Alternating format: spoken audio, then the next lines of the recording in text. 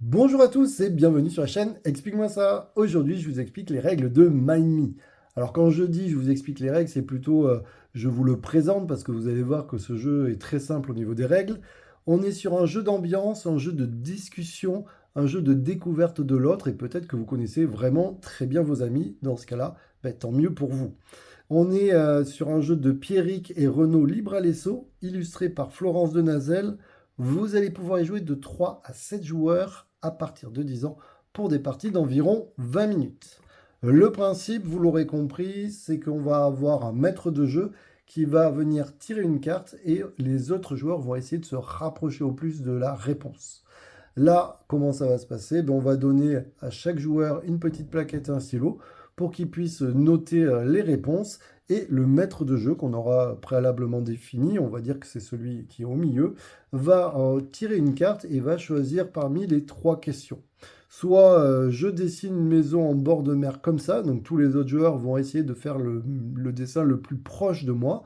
Soit moi, ma ville préférée c'est, et donc tout le monde va mettre un nom de ville. Ou par exemple, sur une échelle de 1 à 20, je suis bon menteur A et gna gna gna.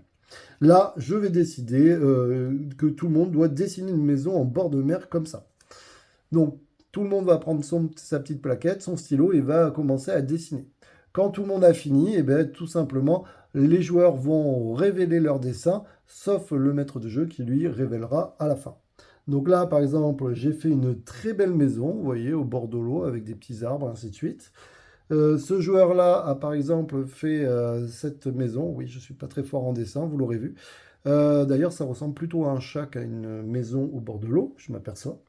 Et donc, le maître de jeu va, hop, retourner. Et donc, lui, il a dessiné ça. Et il va choisir celui qui s'est approché le plus près de la réponse. Là, en l'occurrence, vous l'aurez compris, je pense que c'est lui. Donc, il va, hop, lui donner tout simplement une carte.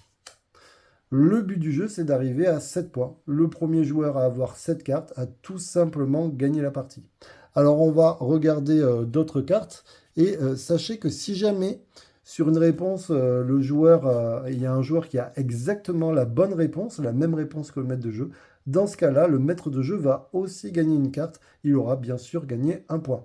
Et si jamais on est plusieurs à avoir la réponse, c'est tout à fait possible. Chaque joueur qui a la bonne réponse gagnera aussi un point. Alors, on pourra avoir quoi comme question? Moi, la marque de vêtements que je préfère, c'est si j'avais 6 mois de vacances, je ferais quoi? Ah, alors là, moi, je sais la réponse. Si j'avais 6 mois de vacances, je ferais le Tour de France en Giro rouge, je pense. On a quoi d'autre?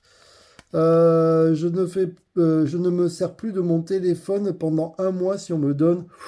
Alors là, si on me donne, il faudrait me donner beaucoup parce que le problème, c'est que je ne pourrai plus vous partager mes lives, mes vidéos, ainsi de suite. Je serais trop triste.